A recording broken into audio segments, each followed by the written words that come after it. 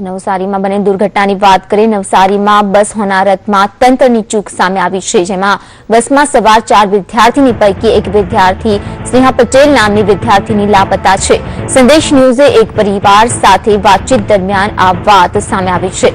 એક વિદ્યાર્થીનું મોત નીપજ્યું છે, જ્યારે 2 ઇજાગ્રસ્ત સ્થિતિમાં હોસ્પિટલમાં સારવાર હેઠળ છે। મહત્વનું છે કે શુક્રવારે બપોરે બસમાં સવાર થઈને નીકળેલા પ્રવાસીઓની રસ્તામાં જાણે કે મોત પોકારતું હોય તેમ પૂર્ણા નદીમાં બસ ખાબકતા જ એક સાથે 42 લોકો મોતને ભેટ્યા છે।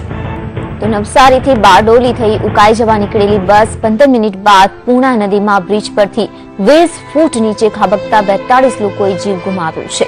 મૃતકોને હાલમાં અંતિમ સંસ્કાર માટે લઈ જવામાં આવી રહ્યા છે, જેમાં મૃતકોના પરિવારજનો ઉમટી પડ્યા છે। તો અકસ્માતમાં મોતને ભેટનાર પરિવાર પર આભ તૂટી પડ્યું છે।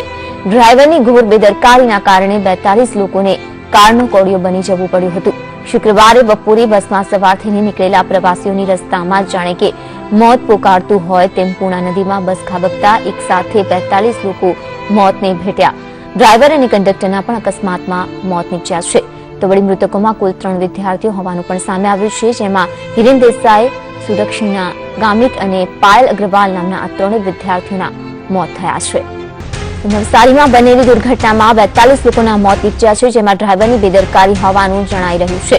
તો બસમાં સવાર પ્રવાસીઓનું કહેવું છે કે બસ જ્યારે મુસાફરો ભરીને જઈ રહી હતી તે દરમિયાન બસ ડ્રાઈવર મોબાઈલ ફોન પર વાતચીત કરતો હોવાથી દુર્ઘટના સર્જાઈ હતી। ભોગ બનનાર એક હિરેન દેસાઈ નવસારીની બીપી બારિયા કોલેજમાં અભ્યાસ કરતો હતો। તે કોલેજની દરેક પ્રવૃત્તિમાં અવ્વલ રહેતો, જ્યારે હિરેનની સાથે 20 વર્ષીય સુદક્ષિણા ગામિતનું પણ મોત થયું છે। તો મૂળ વ્યારાની પાયલ અગ્રવાલ કે જે નવસારીની SS અગ્રવાલ કોલેજની નર્સિંગ અને ફિઝિયોથેરાપી કોલેજમાં અભ્યાસ કરતી હતી તેનું પણ આ ઘટનામાં મોત થયું છે। દુઃખદ ઘટના બની છે।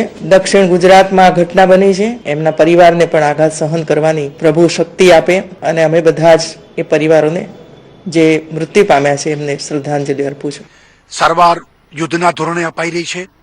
કલેક્ટર, ડીએસપી, હોસ્પિટલનો સ્ટાફ નવસારીમાં 5 જગ્યાએ અત્યારે સારવાર અપાઈ રહી છે।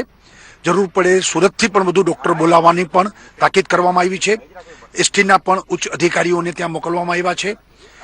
મૃત્યુઆંક થોડોક વધે પણ એવી પણ શક્યતા છે। વડાપ્રધાન નરેન્દ્ર મોદીએ પણ ટ્વીટ કરી આશા વ્યક્ત કરી કે ઇજાગ્રસ્તો ઝડપથી સ્વસ્થ બને।